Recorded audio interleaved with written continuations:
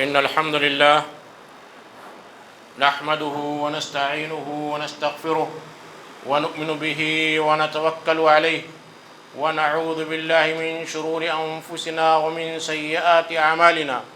من يهده الله فلا مضل له ومن يضلل فلا هادي له، وأشهد أن لا إله إلا الله وحده لا شريك له، وأشهد أن محمدًا عبده ورسوله.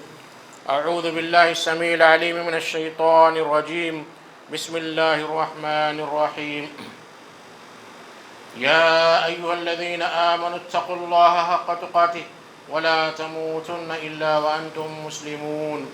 يا أيها الناس اتقوا ربكم الذي خلقكم من نفس واحدة وخلق منها زوجها وبث منهما رجالا كثيرا ونساء واتقوا الله الذي تساءلون به والأرحام إن الله كان عليكم رقيبا. يا أيها الذين آمنوا اتقوا الله وقولوا قولا سديدا يصلح لكم أعمالكم ويغفر لكم ذنوبكم ومن يطع الله ورسوله فقد فاز فوزا عظيما. أما بعد، فإن خير الحديث كتاب الله، وخير الهدي هدي محمد صلى الله عليه وسلم، وشر الأمور محدثاتها، وكل محدثة بدعة، وكل بدعة ضلالة، وكل ضلالة في النار. رب اشرح لي صدري ويسر لي أمري واحلل عقدة من لساني يفقهوا قولي. رب زدني علما سبحانك لا علم لنا إلا ما علمتنا إنك أنت العليم الحكيم.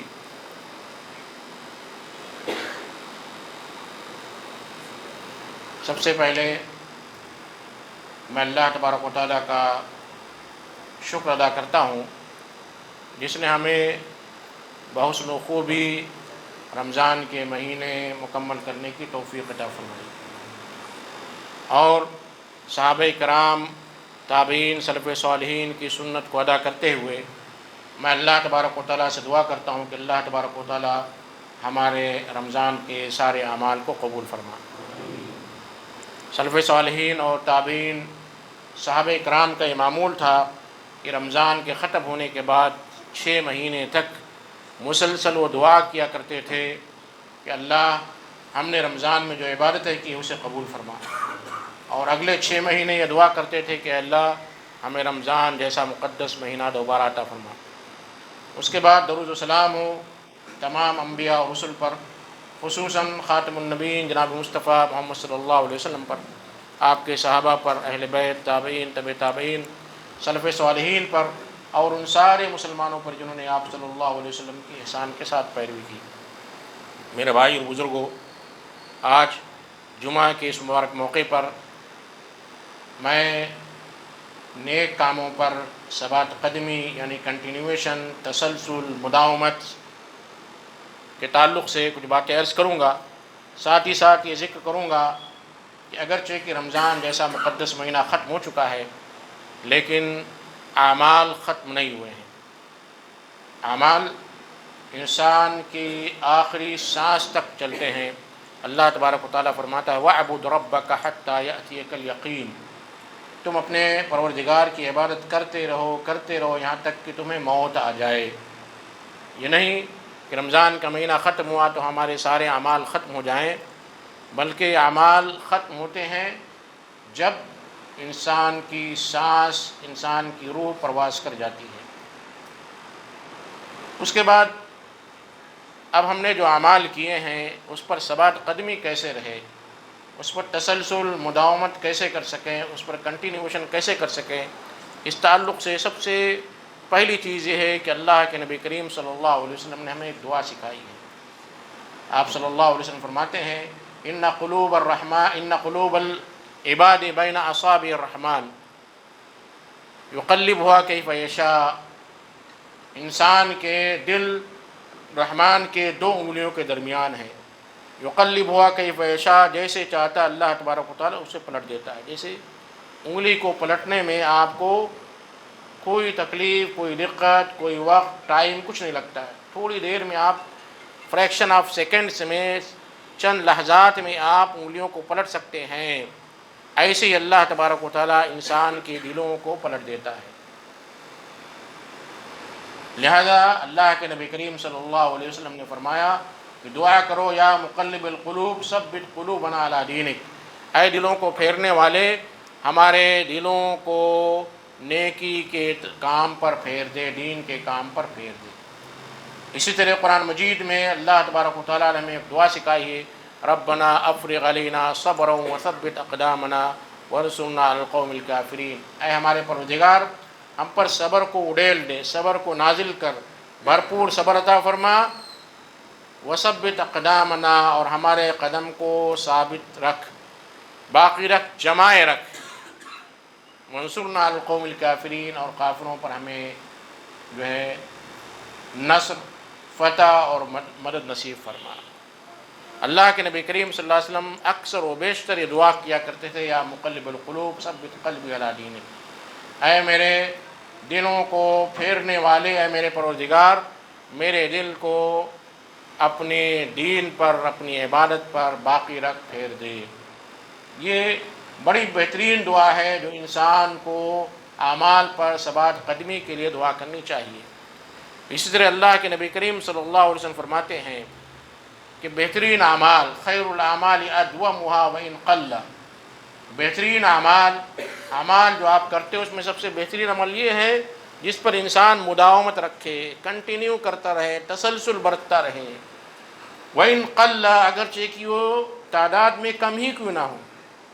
ایسا نہیں کہ رمضان کے ایک مہینے میں آپ نے خوب عبادتیں کی، اس کے بعد رمضان کے ختم ہوتے ہی آپ نے عبادت کو ڈسکنٹینیو کر دیا، اسے ختم کر دیا۔ رمضان کا مہینہ ختم ہو چکا، روزے کیا ختم ہو گئے؟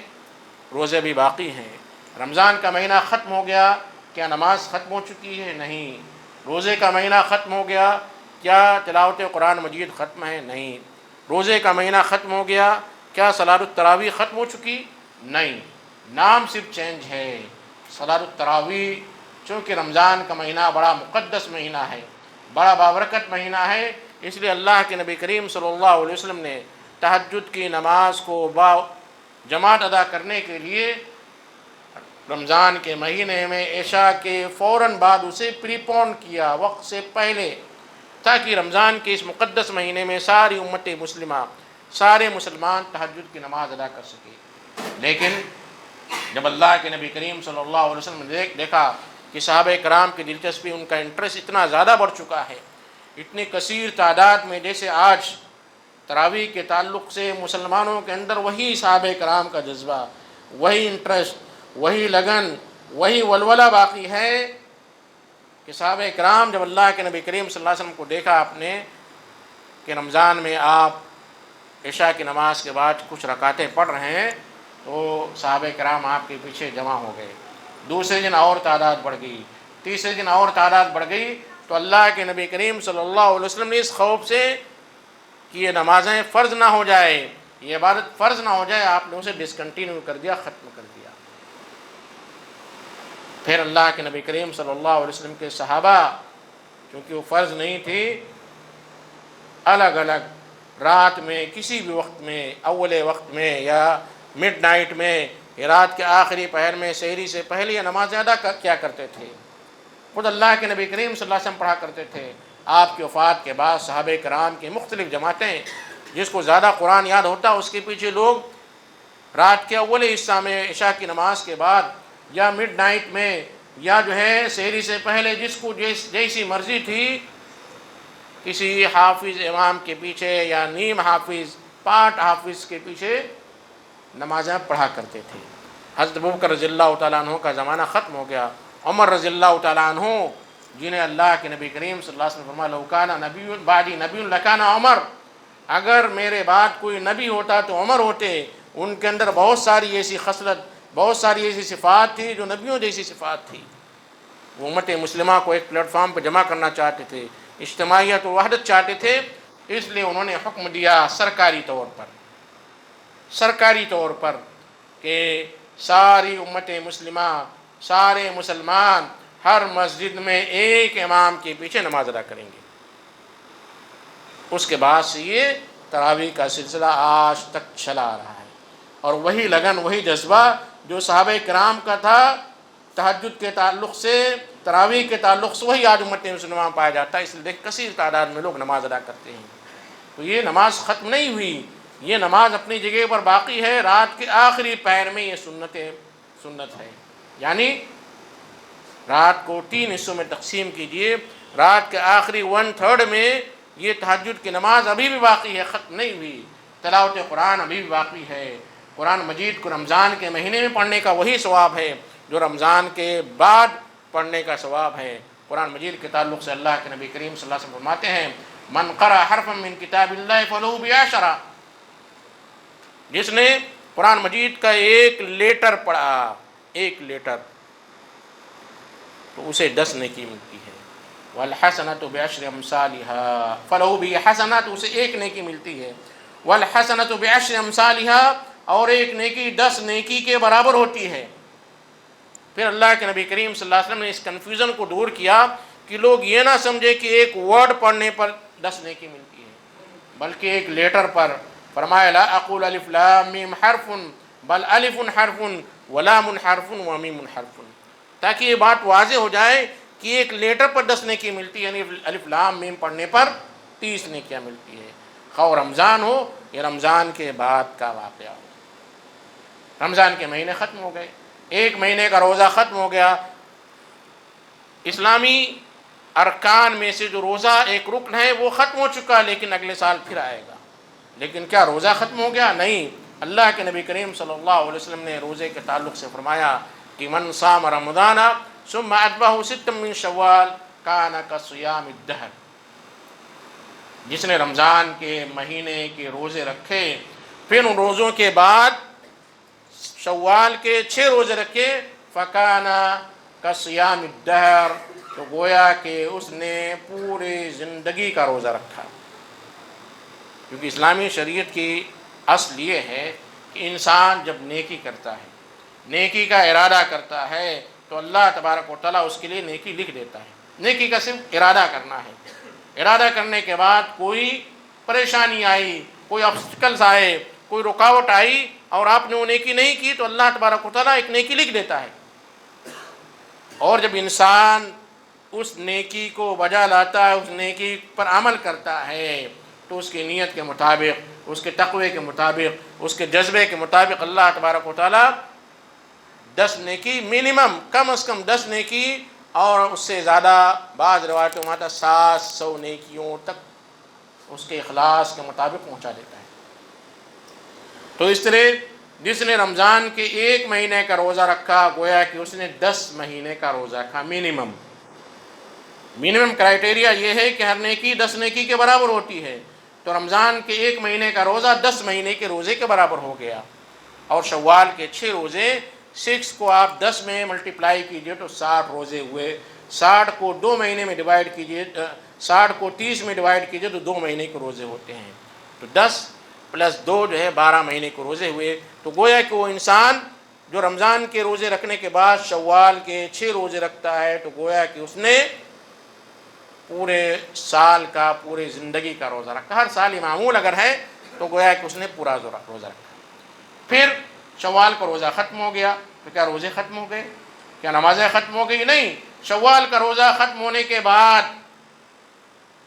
پھر ذوالقعدہ آتا ہے، ذوالحجہ آتا ہے۔ ذوالحجہ میں پہلے 9 دن روزے رکھنا جو ہے اللہ کے نبی کریم صلی اللہ علیہ وسلم کی سنت ہے۔ پھر 9 میں عرفہ کا روزہ رکھنا، یہ 1 سال کے گناہ کو معاف کر دیتا ہے۔ پھر اس کو آگے چلے جائیے، ذوالحجہ کا مہینہ ختم ہوا، محرم کا مہینہ شروع ہوا، محرم میں عاشورہ کا روزہ رکھنا ہے، 10ویں محرم کا روزہ رکھنا ہے، اس کے آگے یا اس کے پیچھے یعنی 9، 10 یا 9، 10، 11 یا 3 دن کو روزے رکھنا ہے۔ پھر کیا محرم کے بعد روزے ختم ہو گئے؟ نہیں۔ اللہ کے نبی کریم صلی اللہ علیہ وسلم پیر اور جمعرات کو روزہ رکھا کرتے تھے، اور اللہ کے نبی کریم صلی اللہ علیہ وسلم کی یہ سنت تھی، صحابہ کرام بھی روزہ رکھا کرتے تھے۔ پھر اگر کسی کو اور روزہ رکھنے کی خواہش ہے تو اللہ کے نبی کریم صلی اللہ علیہ وسلم نے ایام 20 یعنی ایسی راتیں جو سفید ہوتی ہیں، یعنی چاند جب اپنے عروج پر ہوتا ہے، چاند جب بلندی پر ہوتا ہے، چمکتا ہوتا ہے، یعنی 13، 14، 15 ہجری کی 13، 14، 15 تاریخ کو اللہ کے نبی کریم صلی اللہ علیہ وسلم روزہ رکھتے تھے۔ پھر بھی اگر کوئی شخص اس سے زیادہ روزہ رکھنا چاہے تو اللہ کے نبی کریم صلی اللہ علیہ وسلم نے فرمایا کہ وہ داؤد علیہ السلام کی طرح روزہ رکھے۔ داؤد علیہ السلام کیسا روزہ رکھتے تھے؟ ایک دن روزہ رکھتے، دوسرے دن روزہ نہیں رکھتے، الٹرنیٹ روزہ جسے کہہ سکتے ہیں کہ اگر آپ جو ہے روزے کی ابتدا کرتے ہیں منگل کو تو منگل کو روزہ رکھیں گے، بدھ کو روزہ نہیں رکھیں گے، جمعرات کو روزہ رکھیں گے، جمعہ کو روزہ نہیں رکھیں گے، سنیچر کو روزہ رکھیں گے، اتوار کو روزہ نہیں رکھیں گے۔ اس طرح اللہ کے نبی داؤد علیہ السلام روزہ رکھتے تھے۔ تو اللہ کے نبی کریم صلی اللہ علیہ وسلم نے فرمایا جو شخص مسلسل روزہ رکھنا چاہتا ہے، کنٹینیو روزہ رکھنا چاہتا ہے، وہ داؤد علیہ السلام کا روزہ رکھے بس۔ اس سے زیادہ اگر کوئی شخص یہ کہے کہ میں پوری زندگی روزہ رکھنا چاہتا ہوں تو یہ جائز نہیں ہے، جسے صوم وصال کہا جاتا ہے، یعنی کنٹینیو روزہ رکھنا، پوری زندگی روزہ رکھنے کی کوئی اگر نیت کرے، کوئی ارادہ کرے، کوئی قسم کھائے، کوئی کوشش کرے تو یہ اس کے لیے جائز نہیں ہے۔ اس لیے جائز نہیں ہے کہ اسلام دین فطرت ہے، اسلام دین فطرت ہے۔ اگر کوئی شخص مسلسل روزہ رکھنے کی عادت ڈال دے تو وہ روزہ نہیں ہوگا، اس کی عادت ہو جائے گی، اس کی ہیبٹ ہو جائے گی، اور وہ عبادت سے چینج ہو کر اس کی عادت میں تبدیل ہو جائے گی۔ انسان اپنے آپ کو ایسا جو ہے مینج کر لے گا، ایسا کسٹمائز کر لے گا کہ اسے سحری میں اور افطار میں کھانے کی ضرورت محسوس ہوگی۔ تو گویا کہ اس نے اپنے آپ کو ایسا کسٹمائز کر لیا ہے کہ وہ روزہ نہیں ہے بلکہ اس کی زندگی کسٹمائز ہو گئی ہے۔ ابھی بہت سارے لوگ ایسے ہیں جو صبح کھاتے ہیں اور شام میں کھاتے ہیں، دوپہر میں نہیں کھاتے ہیں، تو ایک عادت ہو جائے گی، عبادت نہیں ہوگی۔ اسی طرح رمضان کے ختم ہونے کے بعد بہت ساری عبادتیں ایسی ہیں جو بڑی فضیلت والی ہیں، بڑی اہمیت والی ہیں۔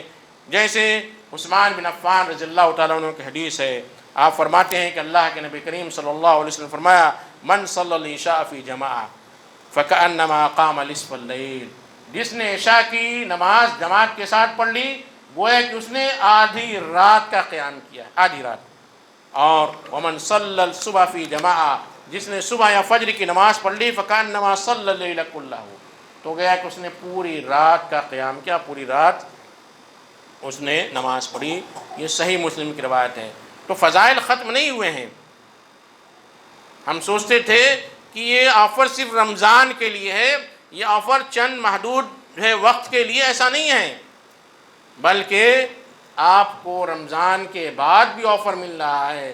رمضان کی برکتوں کو رمضان کے ساتھ خاص کرنے کے بعد جب اس سے آگے آپ بڑھتے ہیں تو قرآن اور حدیث میں صحیح مسلم کی حدیث ہے کہ جس نے فجر اور عشاء کی نماز پڑھ لی جماعت کے ساتھ گویا کہ اس نے پوری رات کا قیام کیا۔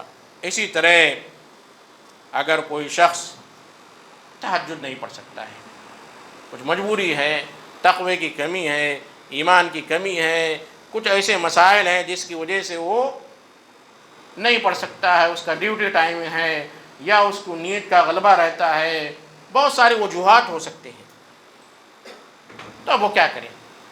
کیا وہ تہجد کے ثواب سے محروم رہے گا؟ نہیں میرے بھائیوں، اللہ کے نبی کریم صلی اللہ علیہ وسلم کی حدیث ابو صالح فرماتے ہیں کہ اللہ کے نبی کریم صلی اللہ علیہ وسلم فرمایا اربع رکعات قبل الظہر یعدلن بصلاۃ السحر۔ اس حدیث کو امام البانی رحمۃ اللہ علیہ نے حسن قرار دیا ہے کہ جو شخص ظہر سے پہلے 4 رکعت پڑھتا ہے گویا کہ اس نے تہجد کی نماز پڑھی، اس نے تہجد کی نماز پڑھی۔ اب آپ یہ سوال کریں گے، سب سے پہلی چیز یہ ہے جب قرآن اور حدیث کا معاملہ آتا ہے تو ہمیں آنکھ بند کر کے قبول کرنا چاہیے، لیکن لوگ کبھی کبھی الٹا سیدھا سوال کرتے ہیں کہ اتنا بڑا ثواب، ظہر سے پہلے کون سا بڑا تیر مار لیا ہم نے کہ 4 رکعت نماز پڑھ لی اور ہمیں جو ہے تہجد کی نماز کا ثواب مل گیا؟ تو پہلا جواب اس کا یہ ہے کہ اللہ کے نبی کریم صلی اللہ علیہ وسلم کا قول ہے، اور اللہ تبارک و تعالیٰ وہاب ہے، بہت دینے والا ہے، اس کے خزانے میں کوئی کمی نہیں ہے۔ یہ پہلا جواب ہے۔ دوسرا جواب، محدثین یہ لکھتے ہیں کہ ظہر کی نماز کا جو وقت ہوتا ہے وہ عین انسان کے مصروفیت کا وقت ہوتا ہے، بہت مصروفیت کا وقت ہے۔ کوئی بھی وقت ظہر کی نماز کے وقت خالی نہیں ہوتا ہے، یا تو ڈیوٹی پر ہوتا ہے، کام کاج میں ہوتا ہے، بزنس میں ہوتا ہے، دکان پر ہوتا ہے، مصروف ہوتا ہے۔ اس مصروفیت میں اگر یہ وقت نکال رہا ہے تو گویا کہ اس نے بہت بڑا کارنامہ انجام دیا۔ محدثین اس کی شرح میں لکھتے ہیں، لیکن ہم یہ کہتے ہیں کہ اللہ اور اللہ کے نبی کریم صلی اللہ علیہ وسلم کا قول آنے کے بعد ہم اسباب تو ڈھونڈ سکتے ہیں، لیکن ان اسباب پر جو ہے ریلائی نہیں کر سکتے ہیں، بھروسہ نہیں کر سکتے، ہمارا ایمان ہونا چاہیے۔ اسی طرح جمعہ کے لیے جلدی آنا اور جمعہ کے لیے خصوصی جو ہے اہتمام کرنے کے تعلق سے اللہ کے نبی کریم صلی اللہ علیہ وسلم کی بڑی پیاری حدیث ہے۔ جمعہ ہفتے میں ایک دن جمعہ کی نماز کے لیے پہلے آنا۔ سب سے پہلی چیز یہ ہے کہ آپ نوٹ کر لیجئے کہ جمعہ کے دن جمعہ کی اذان، پہلی دوسری اذان نہیں، جمعہ کی اذان کے بعد امام کے ممبر پر بیٹھنے کے بعد جو شخص مسجد میں آتا ہے وہ غیر حاضر مانا جاتا ہے، اس کا نام فرشتے رجسٹر میں نہیں لکھتے ہیں۔ اللہ کے نبی کریم صلی اللہ علیہ وسلم کی حدیث اذا کان یوم الجمعہ، جب جمعہ کا دن ہوتا ہے تو فرشتے مسجد کے ہر دروازے پر، بڑی مسجد ہے تو 100 دروازے ہوں گے، مسجد حرم میں جیسے 150 200 دروازے ہیں، بعض مساجد میں 4-5 دروازے ہوتے ہیں، کچھ مساجد میں 2 دروازے ہوتے ہیں، کس میں ایک ہی دروازہ ہوتا ہے، تو مسجد کے ہر دروازے پر، ہر گیٹ پر فرشتے بیٹھتے ہیں، یکتبون الاول فالاول، وہ لکھتے جاتے ہیں، جو شخص آتا ہے اس کا نام لکھتے جاتے ہیں۔ فَإِذَا جَلَسَ الْإِمَامُ عَلَى الْمِنبَرِ، جب امام ممبر پر بیٹھ جاتا ہے تب الصحف، تو وہ اپنا رجسٹر بند کر دیتے ہیں، وَجَلَسُوا يَسْتَمِعُونَ الذِّكْرَ، اور وہ بیٹھ جاتے ہیں امام کا خطبہ سننے کے لیے۔ یہ پہلی چیز نوٹ کر لیجیے، اگر جمعہ کے دن آپ امام کے ممبر پر بیٹھنے سے پہلے آتے ہیں تو آپ کو اس کا ثواب ملتا ہے، ورنہ آپ نے ایک ڈیوٹی ادا کر دی، آپ نے فرض نبھا دیا جو آپ پر فرض ہے۔ آپ کو اللہ نے پیدا کیا، آپ کو آکسیجن دے رہا ہے، آپ کو آنکھیں دی ہے، آپ کو دنیا میں رزق دے رہا ہے، تو اس کی ڈیوٹی آپ ادا کر رہے ہیں۔ جیسے ایک مالک کہ آپ کام کرتے ہیں تو کام کرنے کا آپ کو وہ معاوضہ دیتا ہے، کمپنسیشن دیتا ہے، تو اللہ تبارک و تعالیٰ نے ہمیں جو نعمتیں دی ہیں وہ کمپنسیشن کے طور پر ہے، ہمیں اس کا ثواب ملے نہ ملے یہ اللہ کی رحمت پر منحصر ہے، ورنہ کوئی بھی شخص جنت میں اپنے اعمال کے بدلے نہیں جا سکتا ہے، کیونکہ ایک آنکھ کا شکریہ ادا کرنے جائیں ہم تو پاسبل نہیں ہے۔ کورونا میں آپ نے دیکھ لیا کہ آکسیجن کے لیے لاکھوں روپے خرچ کرنے پڑے ایک ہفتے کے لیے، اگر ایک مہینے آکسیجن کی قیمت اگر آپ سے وصول کی جائے تو آپ کو اپنی پراپرٹی بیچنی پڑے گی، جبکہ ہم تقریباً 50 سال 60 سال 70 سال 80 سال فری میں آکسیجن لے رہے ہیں۔ آپ کیلکولیٹ کیجئے، جائیے کسی آکسیجن والے کے پاس ہاسپٹل میں، اس سے پوچھئے کہ 50 سال کی آکسیجن کی قیمت کیا ہوتی ہے، آپ نے یادات بیچ دیں گے پھر پیدا نہیں کر سکتے۔ تو ہم جو عبادتیں کرتے ہیں اس کا کمپنسیشن ہم کو پہلے مل چکا ہے، تو اس طرح جمعہ اگر آپ پڑھتے ہیں تو آپ کو کمپنسیشن مل گیا، لیکن اس کا ثواب ملے نہ ملے اللہ کی رحمت پر منحصر ہے۔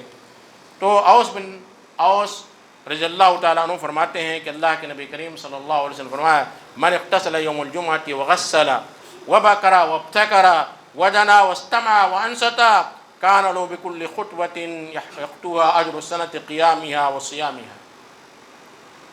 جس نے جمعہ کے دن غسل کیا، اغتسل وغسل، اور پوری فیملی کو غسل کرایا، خود بھی یعنی اہتمام ہونا چاہیے، وغسل، اور پوری فیملی کو غسل کرایا، وبکر وابتکر، خود بھی مسجد میں جلدی پہنچتا ہے اور اپنے گھر والوں کو بھی مسجد میں جلدی لاتا ہے، ودنا واستمع، اور ممبر کے قریب بیٹھتا ہے، ودنا جلدی آ کر، واستمع، اور کان لگا کر غور سے سنتا ہے۔ انگلش میں 2 لفظ آتے ہیں، ہیئر اور لسن، تو استماع کا معنی تو لسننگ، غور سے سننا۔ ہیئرنگ کا مطلب یہ ہے کہ پنکھا چل رہا ہے، آپ کو آواز آ رہی ہے، آپ اس کو سننا نہیں چاہتے ہیں، لیکن میری آواز سن رہے ہیں، اس کو سننا چاہتے تو استماع ہے یہ۔ واستمع یعنی غور سے سنا، وانصت، اور خاموش رہا۔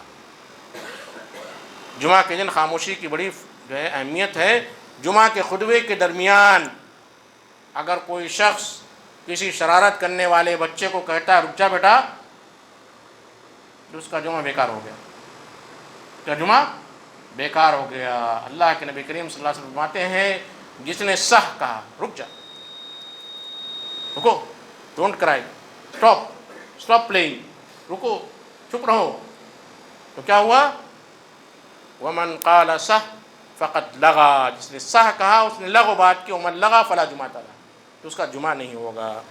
تو وانصتا، خاموشی اختیار کی، تو اس کے ہر اسٹیپ پر، ہر قدم پر جو قدم اٹھاتا ہے جمعہ کے لیے 1 سال کے روزے اور قیام کا ثواب ملتا ہے جمعہ کے لیے۔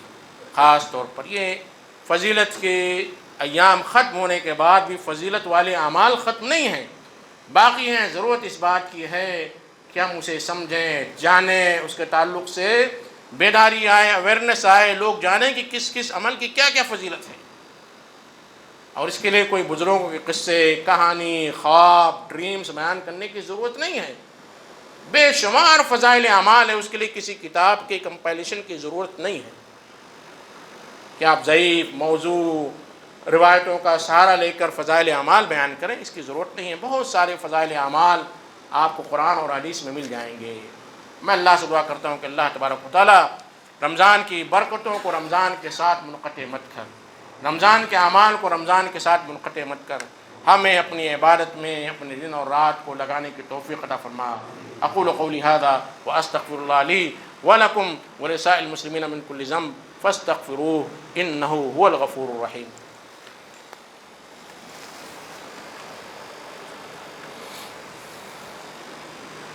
ان الحمد للہ نحمده ونستعینه ونستغفره ونؤمن به ونتوکل علیہ ونعوذ باللہ من شرور انفسنا ومن سیئات اعمالنا من يهده الله فلا مضل له ومن يضلل فلا هادي له واشهد ان لا اله الا الله وحده لا شريك له واشهد ان محمدا عبده ورسوله۔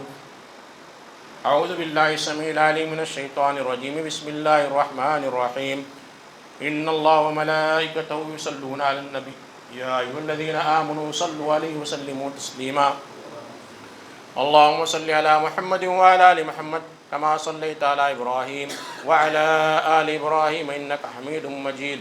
اللهم بارك على محمد وعلى آل محمد كما باركت على إبراهيم وعلى آل إبراهيم إنك حميد مجيد۔ ربنا آتنا في الدنيا حسنة وفي الآخرة حسنة وقنا عذاب النار۔ عباد الله رحمني ورحمكم الله، إن الله يأمر بالعدل والإحسان وإيتاء ذي القربى وينهى عن الفحشاء والمنكر والبغي يعظكم لعلكم تذكرون۔ اذكروا الله يذكركم وادعوه يستجب لكم ولذكر الله أكبر والله يعلم ما تصنعون۔